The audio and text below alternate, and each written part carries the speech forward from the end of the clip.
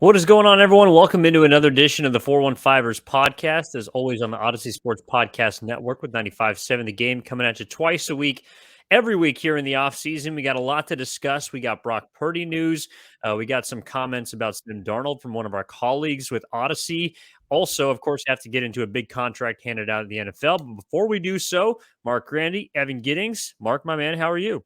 I'm doing well, Evan. Yeah, excited to get into, you guessed it, another quarterback-centric episode of the 415ers. It feels like all we talk about these days. I know we have the NFL draft coming up, which we will get into next episode later this week.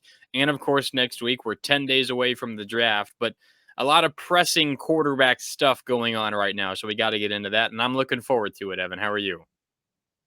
I'm doing pretty well. Yeah, look, we're right in the swing of the NBA playoffs. Still got MLB baseball going on, and there's always stuff going on in the NFL. Of course, as we climb closer towards the NFL draft, towards the end of April, we're right now in the thick of things. And so, right now, the off season, it feels like we kind of got them through that lull, that dead time in the off season, because of course, after the NFL draft, then you got OTAs in May. You head straight into training camp, preseason. So the whole ball gets rolling as far as the NFL is concerned. And we weren't honestly going to try and focus a little bit on the NFL draft this week, except for the fact that Brock Purdy came out, and a guy who hasn't said a whole lot this offseason since he's gotten his surgery came out and kind of threw a little bit of a question mark into a lot of people's quarterback hierarchy, however you want to figure this thing out with the 49ers, Marc, because in an interview with Yahoo Sports that was published on Friday of last week, as they're recording this on Monday, people listening on Tuesday, he said, quote,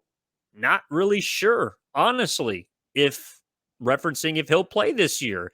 And I don't know if the person conducting this interview just kind of found it as a throwaway line, Marc, but it sent just about everyone that follows 49ers football and even everyone around the NFC into a bit of a frenzy, because that's the first that I've heard that this thing could go sideways, outside of maybe Kyle Shanahan kind of cryptically referencing a 6 to 8 month timeline.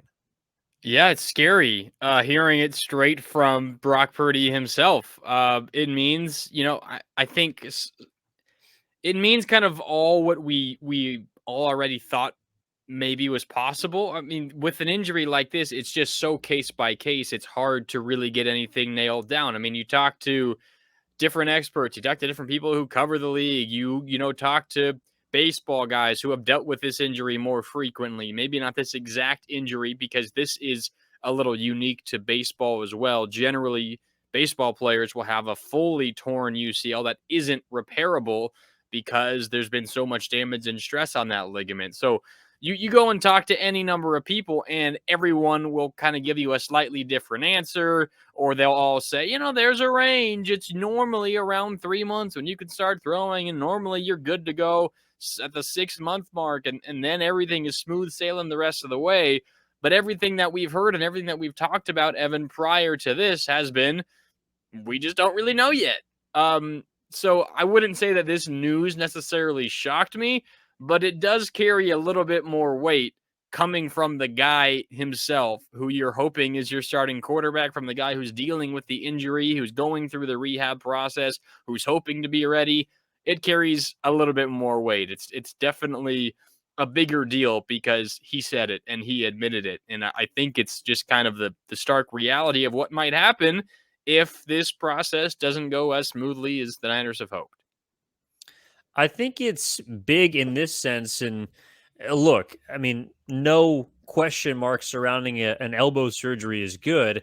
But considering we heard also from Brock Purdy on his local Fox Sports affiliate in Phoenix that everything was, quote, going according to plan, that the rehab was proceeding as advertised, that the 6 month timeline that John Lynch has been optimistically on, and I'm sure so is Kyle Shanahan, that has been going according to plan.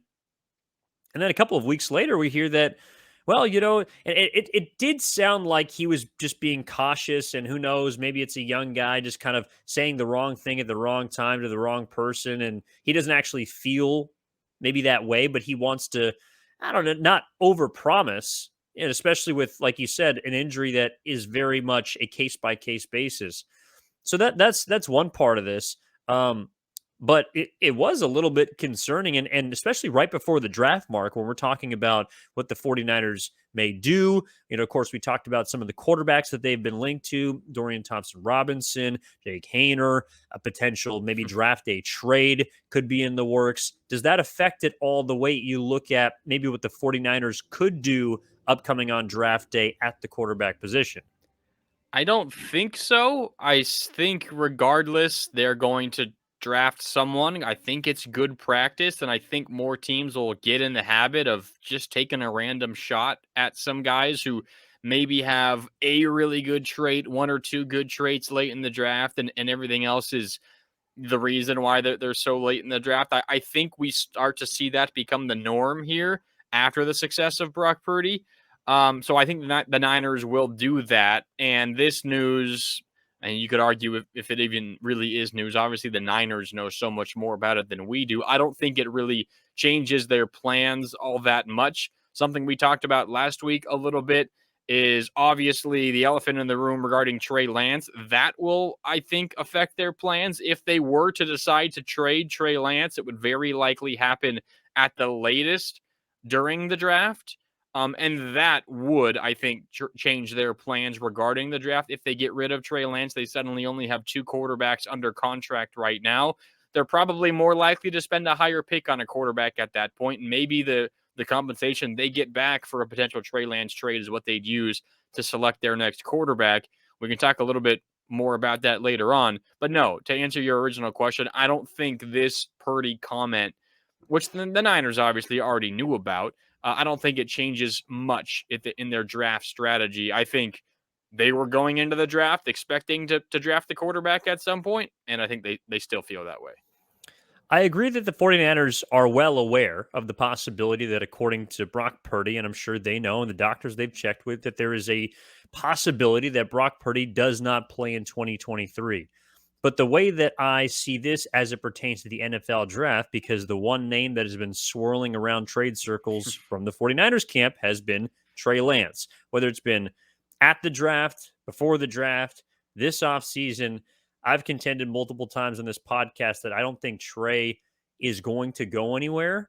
And if it did happen, it would be on draft night. Let me revise that a little bit. When I hear this news, I think Trey Lance is not going anywhere. He will not be traded this offseason.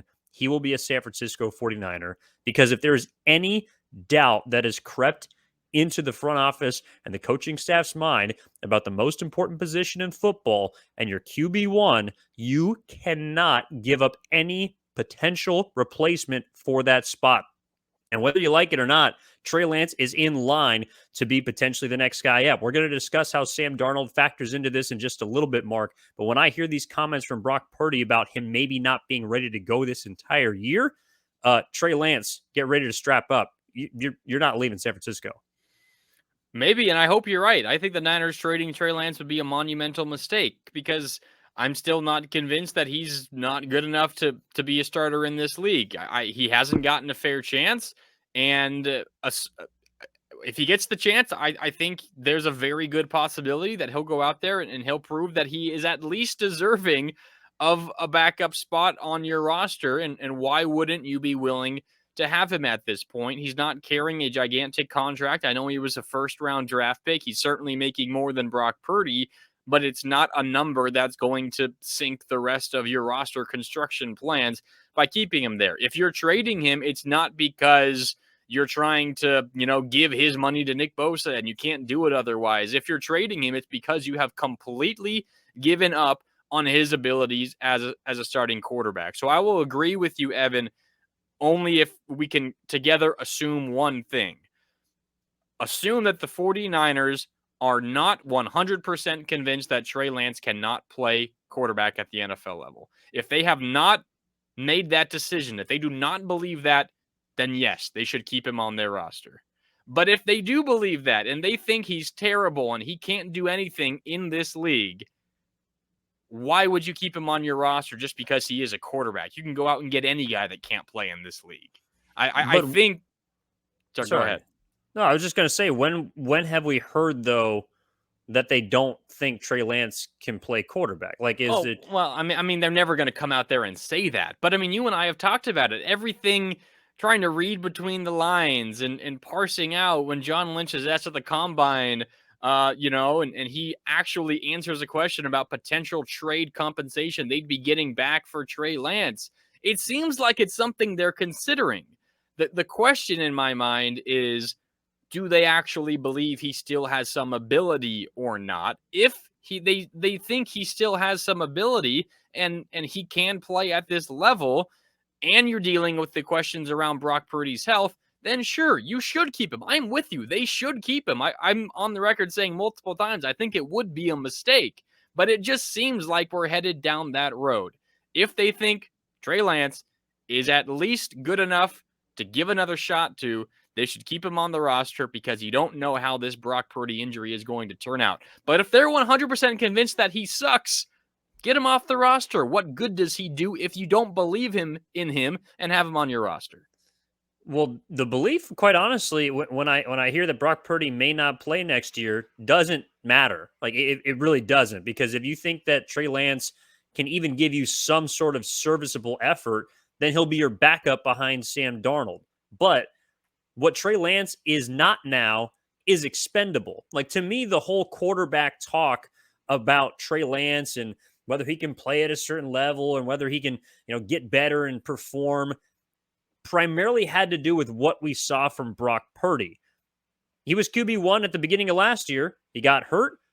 Brock Purdy succeeded. And now the discussion about him being QB2, maybe even QB3, that wasn't a discussion I think we were having last year, or really up until this point in Trey Lance's career. It's all revolved around Brock. And so, no, I like, the reason why I feel very confident and have, because of Trey Lance not being traded, is because there is too much there. And I don't think the 49ers, even with their actions, have shown that they don't wholly, well, maybe they don't wholly believe in this guy, but it's not like they look at him as a spare part at this point that they can plug in whenever Brock Purdy can or can't go. I think that's probably where we disagree just a little bit. I think that's how I feel the 49ers feel about him. I want to make it clear that's not how I feel. I think that's what the 49ers are thinking. I don't think they go out and sign Sam Darnold if they don't feel that way about Trey Lance. I know it's always better to have depth at a quarterback position, especially after last season. But if I'm Sam Darnold, why am I coming in to be a third string quarterback when I could potentially be a starter somewhere else? I know not a top flight starter, of course, but it just seems to me that they have given up hope. Maybe I'm totally wrong. I hope I'm totally wrong. But then you get this, piece of news, or not news, but this discussion around Sam Darnold potentially being the starter over Trey Lance. And I think it pushes that conversation even further for me.